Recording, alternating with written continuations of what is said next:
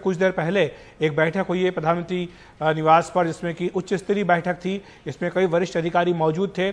इसमें पीएम मोदी ने विस्तार से चर्चा की है कि वैक्सीन भारत में जब भी बनती है, जिस भी हालत में बनती है, तो उसको किस तरह से आपको आगे लेकर के जाना है। उन्होंने 4 प्रमुख मुद्दों पर चर्चा की है। अभिषेक, सबसे पहला मुद्दा तो यह है कि जब भी वैक्सीन बनेगी तो आपको प्राथमिकता तय करनी होगी कि इस वैक्सीन को आपको सबसे पहले किसे देना है। देश के हमारे वैज्ञानिकों की प्रतिभा एक ऋषि मुनि की तरह लेबोरेटरी में जी जान से जुटे हुए अखंड एक निष्ठ तपस्या कर रहे हैं, बड़ी कड़ी मेहनत कर रहे हैं।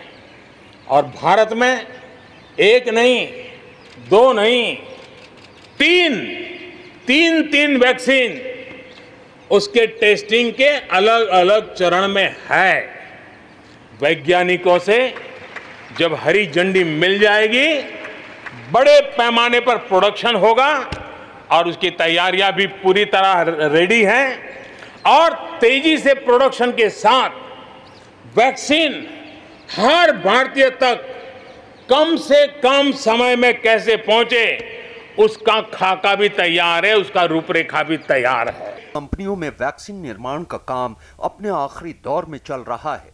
यही वजह है कि तैयारियों का जायजा लेने देश के प्रधानमंत्री नरेंद्र मोदी ने खुद मोर्चा संभाला। आज ये बात और साफ हो गई कि देश को बहुत जल्द वैक्सीन मिलने वाली है, क्योंकि आज कोरोना और उसकी वैक्सीन को लेकर बुलाई गई सर्वदलीय बैठक में वैक्सीन पर अच्छी खासी चर्चा हुई। डर भरे माहौल से लेकर आज दिसंबर के दुनिया के अन्य देशों के मुकाबले इस क्षेत्र में हम बहुत बेहतर हैं। पहली बार प्रधानमंत्री ने वैक्सीन को लेकर देश को कई आश्वासन दिए हैं। प्रधानमंत्री ने देश के सामने वैक्सीन का ब्लूप्रिंट रखा। कोरोना की वैक्सीन के लिए बहुत ज्यादा इंतजार नहीं करना पड़ेगा।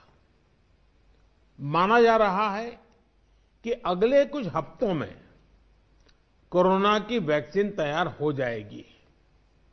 जैसे ही वैज्ञानिकों की हरी झंडी मिलेगी, भारत में टीकाकरण अभियान शुरू कर दिया जाएगा। अब कोरोना की वैक्सीन आ गई है, बहुत कम समय में आ गई है। अब से कुछ ही मिनट बाद भारत में दुनिया का सबसे बड़ा टीकाकरण अभियान शुरू होने जा रहा है। 10 करोड़ टीका लगाने वाला पहला देश बन गया है भारत।